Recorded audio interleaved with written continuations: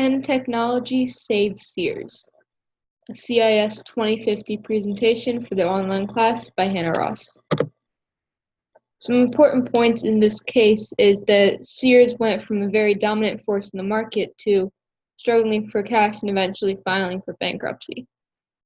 This is very, very rare in the market, but I will discuss why this happened later in the presentation.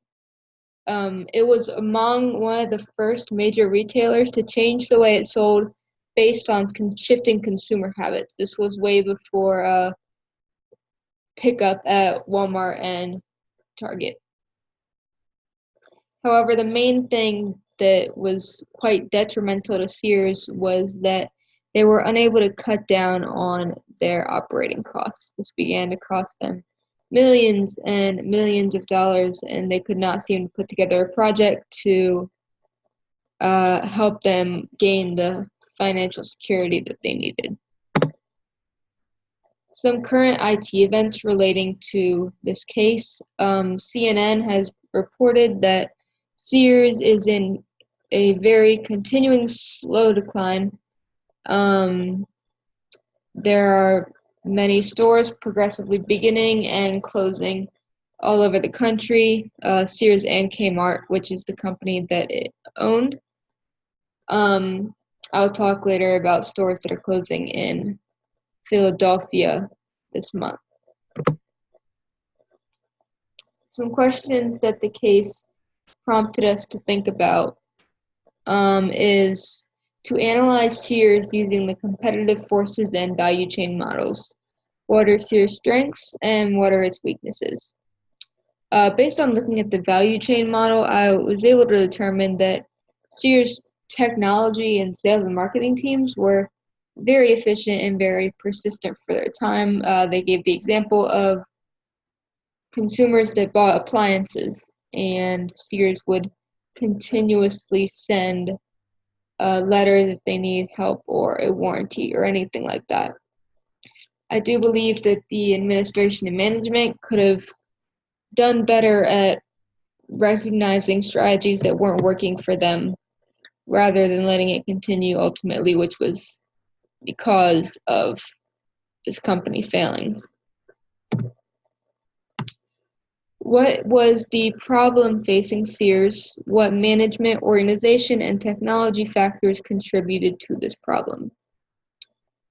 While Sears was doing very well with their marketing and technological development, they still lagged in reducing operating costs, keeping pace with current merchandising trends, and remodeling its 1,725 stores in undesirable locations.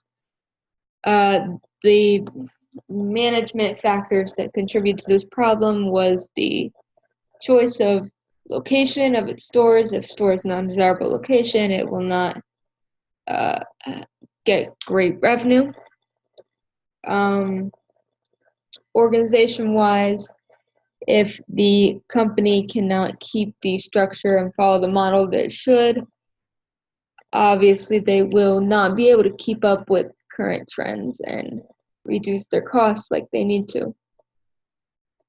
Technology factors that contribute to this problem was that they were focused too much on technological advancements, and I'll talk about that later, rather than the management and organization piece that needed to be done to save the company.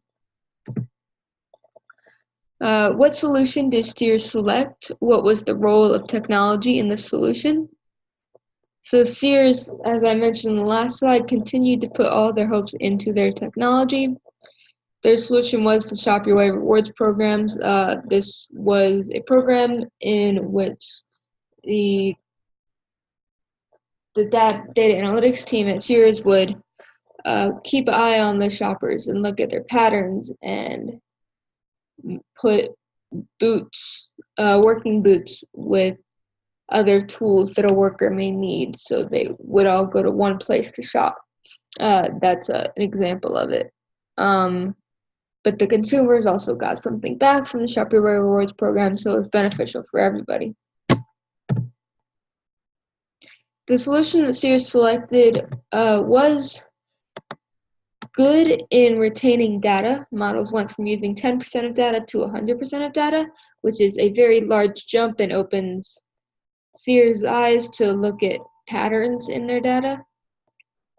However, a CEO of Sears decided to implement a project called my Gopher, which was completely taking out the aspect of looking at the product before you buy it, online shopping, but ordering before you got to the store, going around back and picking it up.